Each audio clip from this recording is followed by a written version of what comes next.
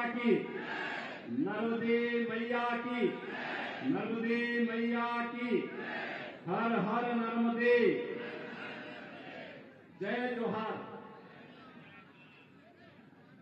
Bharatiya Janata party के लोकप्रिय प्रत्याशी सियासी शर्मा जी के समर्थन में आयोजित आज की सभा में भारतीय जनता पार्टी के जिला के अध्यक्ष श्री राजीव खंडेलवाल जी,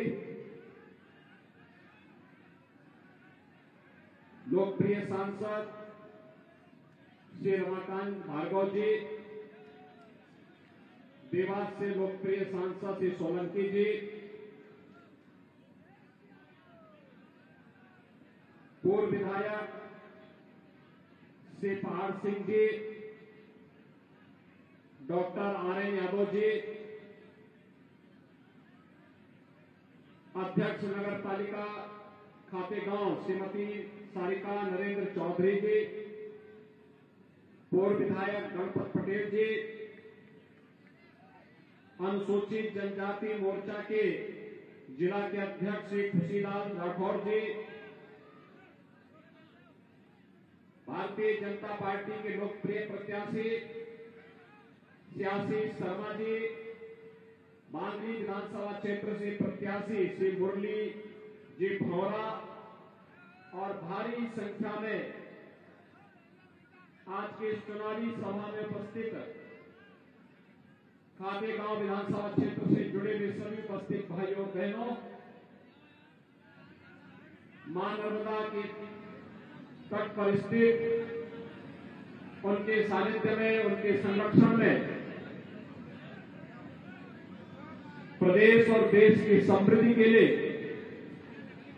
समर्पित यहां के सभी जनता जनार्दन को मैं सादर अभिवादन करता हूं। भाइयों बहनों, विधानसभा चुनाव के बहाने ही सही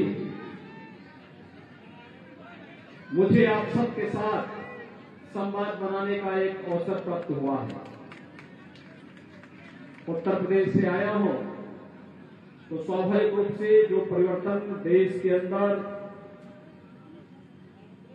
दुनिया के अंदर देखने को मिल रहा है, वहीं से मैं शुरुआत भी करूंगा। एक नया भारत है हम सबके सामने।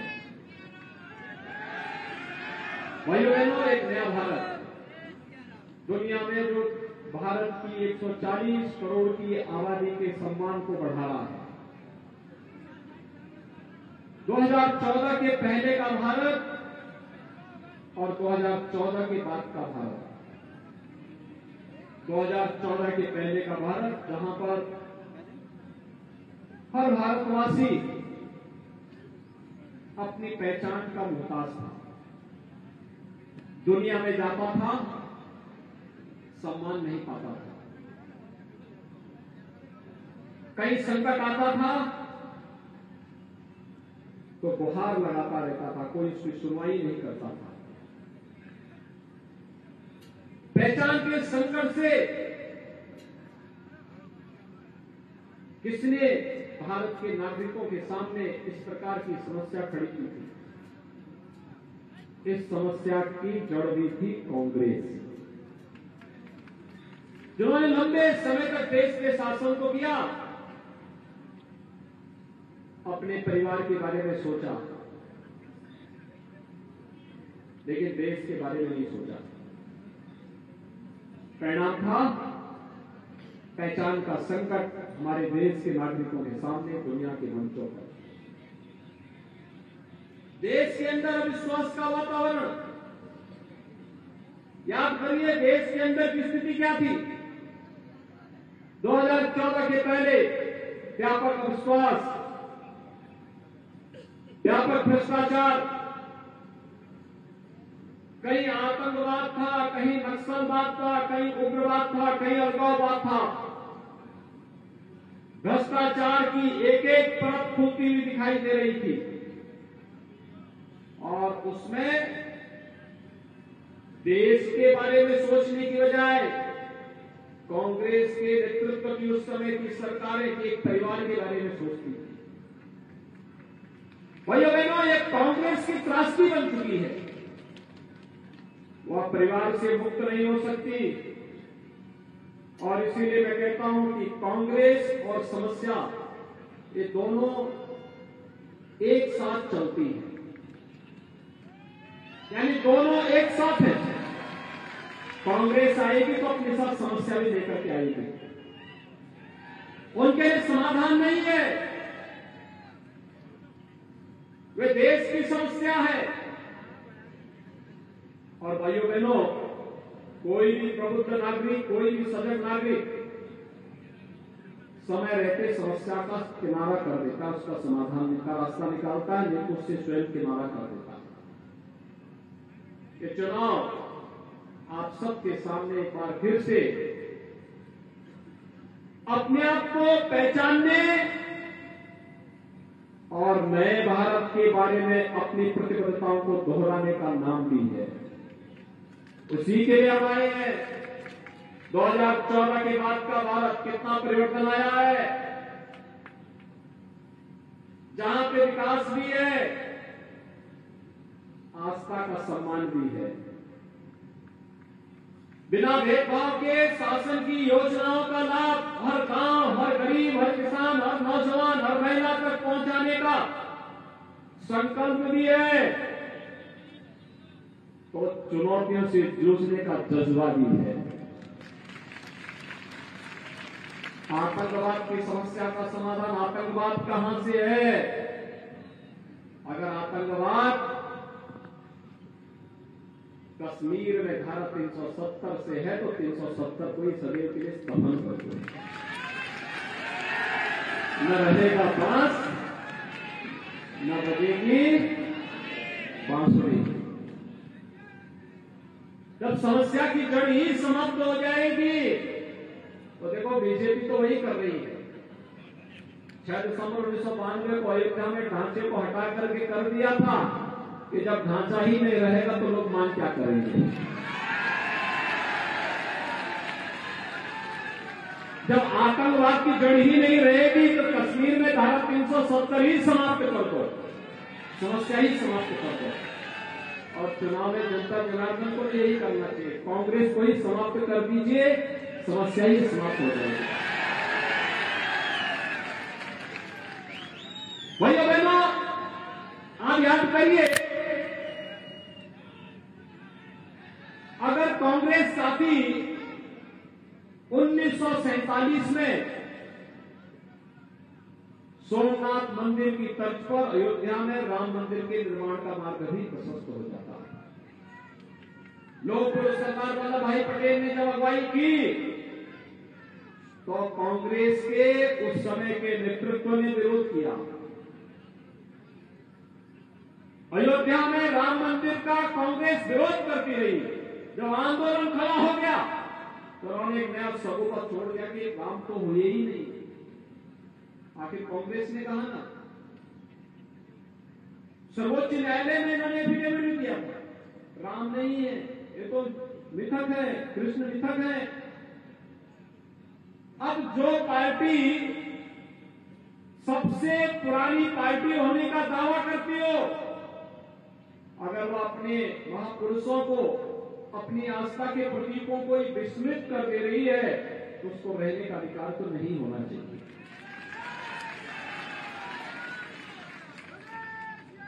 भाइयों बहनों, कांग्रेस ने समस्या दी, मोदी जी आए और उत्तर प्रदेश में बीजेपी की सरकार आई। ये डबल इंजन की सरकार ने अयोध्या की समस्या का सदैव के लिए समाधान कर दिया। हमने तो कहा ही नहीं था ना, हमने तो कहा था भाई आएंगे, समस्या का समाधान संविधान के दायरे में रहकर कर देंगे। और क्या ही नहीं, अब तो मैं आपको ये भी आमंत्रण देने के लिए आया हूं कि 22 जनवरी को रामलला के भव्य मंदिर में भगवान राम विराजमान होने जाएगा। समाधान ऐसा जिसका कोई विकल्प नहीं हो सकता।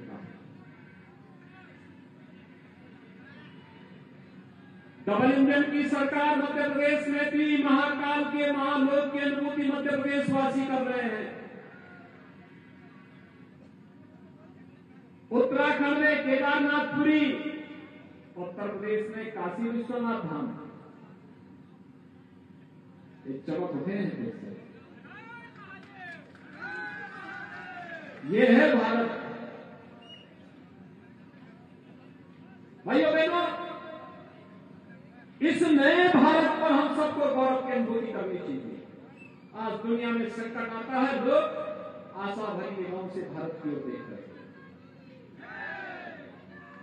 हर भारतवासी को अपने भारत पर गौरव की अनुभूति करनी चाहिए। और इसीलिए आज मैं आपसे कहने के लिए आया हूं, भाइयों बहनों, अगर कांग्रेस चाहती 1947 में सरकार बनने पर या 1952 में पहली आम चुनाव के बाद बनी सरकार के दौरान, तब तो कांग्रेस नेतृत्व की सरकार थी। हर घर को शौचालय में भी उपलब्ध करवा सकते थे, हर गरीब के सिर को ढकने के लिए छत भी दे सकते थे, हर घर में बिजली पहुंचा सकते थे, हर गरीब के घर में रसोई गैस का सिलेंडर पहुंचा सकते थे, हर खेत को पानी पहुंचा सकते थे। एम्स, आईआईटी और आईआईएम की एक नई श्रृंखला खड़ी कर सकते थे। आधुनिक इंफ्रास्ट्रक्चर, अच्छे हाईवे, रेलवे, एक्सप्रेस हाईवे, सिंचाई की आधुनिकतम सुविधाएं वे भी दे सकते थे। लेकिन विकास उनके एजेंडे में नहीं था। कांग्रेस तो कहती थी कि देश के, यानी विभाजन के बावजूद भी कहती थी कि देश के संसाधनों पर पहला अधिकार मुसलमानों का है। यानी बेसब्री की भी एक सीमा होती है और उस सीमा को भी इन्होंने क्रॉस कर दिया। देश के संसाधनों पर भारत के वासियों का, भारत के गरीब का, भारत के नौजवान का, भारत की बहनों और बेटियों का अधिकार है, ये कहते तो एक बार हर व्यक्ति स्वीकार करता, लेकिन फिर भी अपनी मंशा से वे कभी दूर नहीं हुए, भागे नहीं। और इसीलिए भाइयों बहनों, हम सब आपसे कहने के लिए आए हैं, कांग्रेस हमेशा वायदा करती है, फिर सरकार में आने पर वायदा खिलाफी भी कर देती है, क्योंकि आदतें जल्दी जाती नहीं है। और जब बुरी आदतें उनकी जाएंगी नहीं तो उनको फिर चुनना ही क्यों? तो यही तो कहने के लिए हम लोग आए हैं।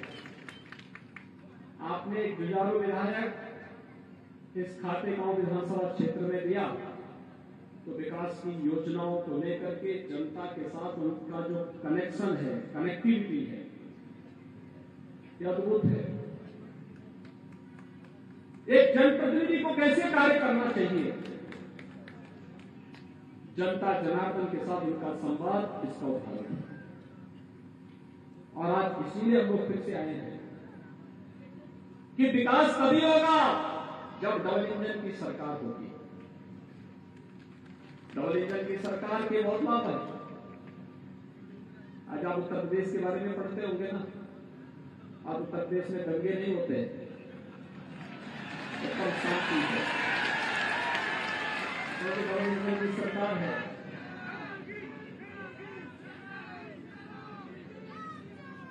यूपी में कभी हर दूसरे दिन दंगे होते थे, बड़े बड़े दंगे होते थे, कई कई महीनों तक कर्फ्यू रहता था। पिछले 6.5 वर्ष में एक भी दंगा नहीं हुआ, एक भी दंगा नहीं हुआ भाइयों बहनों। और माफिया शब्द तो वहां के लिए इतिहास बन चुका है।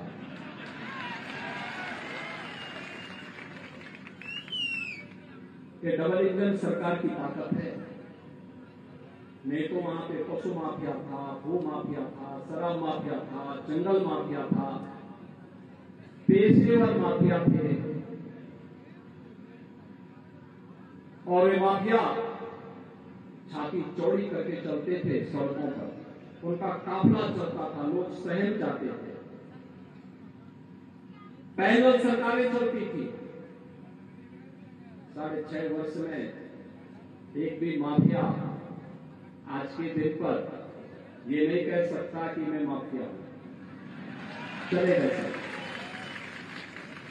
और इसलिए भाइयों बहनों, डबल इंजन की सरकार खुशहाली के लिए, आम जनता की खुशहाली के लिए, जनता जनार्दन की खुशहाली के लिए, उनकी समृद्धि के लिए, आने वाली पीढ़ी के भविष्य के लिए, हर नौजवान को रोजगार मिले, हर खेत को पानी मिले, हर बेटी की सुरक्षा की पुख्ता व्यवस्था हो, सर्वत्र खुशहाली का माहौल हो। इस संकल्प के साथ जब सरकारें आगे बढ़ती है तो परिणाम आते हैं, और यह कार्य केवल और केवल भारतीय जनता पार्टी कर सकती है। भाइयों बहनों, पिछले 20 वर्ष में मैं इस बात को कह सकता हूं कि कभी उत्तर प्रदेश, बिहार, मध्य प्रदेश, राजस्थान, इन राज्यों को मिलाकर के जो शब्द निकलता था वो शब्द होता था बीमारू राज्य का। बीमारू बीमारू, ये राज्य बीमार थे। नेशनल डेवलपमेंट के जो इंडेक्स थे उससे बहुत पीछे थे, इकोनॉमिक ग्रोथ बहुत पीछे थी, बहुत पीछे छूट गए थे। ये सब राज्य पीछे थे। पिछले 20 वर्ष में मध्य प्रदेश ने एग्रीकल्चर के क्षेत्र में अद्भुत काम किया, अपने डेवलपमेंट की रफ्तार को डबल डिजिट में पहुंचा करके देश के सामने उदाहरण प्रस्तुत किया। और भाइयों बहनों, ये शिवराज सिंह चौहान जी के नेतृत्व में हुआ। सचमुच एक अभिनंदनीय कार्य इसके सामने आगे बढ़ा। मध्य प्रदेश बीमारू राज्य की श्रेणी से उभरा। आज मैं कह सकता हूं कि मध्य प्रदेश भी और उत्तर प्रदेश भी बीमारू राज्य नहीं, लेकिन बिहार और राजस्थान अभी बीमारू बना हुआ है। जहां कांग्रेस होगी वहां बीमारी जरूर होगी। और भाइयों बहनों, इस बीमारी को समाप्त करने का ही पर्व होता है चुनाव। और इसीलिए मैं आज आपके पास आया हूं आपसे कहने के लिए, भाइयों बहनों, बीजेपी समस्या का समाधान है, कांग्रेस समस्या को बढ़ाने वाली पार्टी है। हमें समाधान चाहिए या समस्या चाहिए? समाधान है ना, तो बीजेपी के समर्थन में, कमल चुनाव चिन्ह के समर्थन में हम सबको खड़ा होना है। और 17 नवंबर को चुनाव हो रहे हैं। भारतीय जनता पार्टी ने जुझारू प्रत्याशी आशीष शर्मा जी को आपको बिना प्रत्याशी बनाकर के आपके बीच में उतारा। यानी खातेगांव से आशीष शर्मा जी हैं और बांगली से श्री मुरली भौरा जी भारतीय जनता पार्टी के प्रत्याशी के रूप में दोनों जुझारू प्रत्याशी आपके बीच में है। मेरी आप सबसे अपील होगी, 17 नवंबर को होने वाले चुनाव में कमल चुनाव चिन्ह को ध्यान में रखकर केवल एक ही संकल्प होना है कि हमें डबल इंजन की सरकार फिर से बनानी है और अपने विकास को, आने वाली पीढ़ी के भविष्य को खुशहाली के साथ जोड़ना है। सभी सहमत हैं? सभी लोग सहमत हैं? जहां कहीं नातेदार रिश्तेदार होंगे खातेगांव विधानसभा क्षेत्र के साथ साथ बांगली विधानसभा क्षेत्र और पूरे मध्य प्रदेश में इस संदेश को पहुंचाने का काम करेंगे ना? पहुंचाने का काम करेंगे। एक ही दिन में चुनाव हो रहा है पूरे मध्य प्रदेश में। और याद रखना, 11 नवंबर अयोध्या का दीपोत्सव होता है।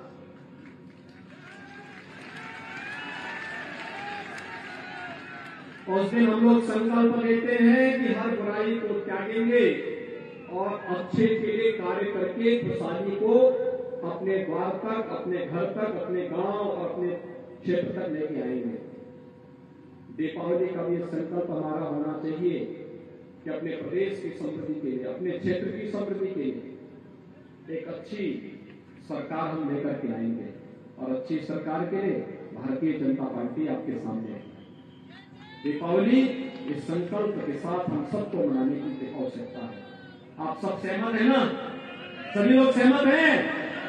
कमल चुनाव चिन्ह पर भारी बहुमत से विजयी बनाएंगे भाजपा को। सभी सहमत हैं? इसमें कोई संदेह नहीं है ना?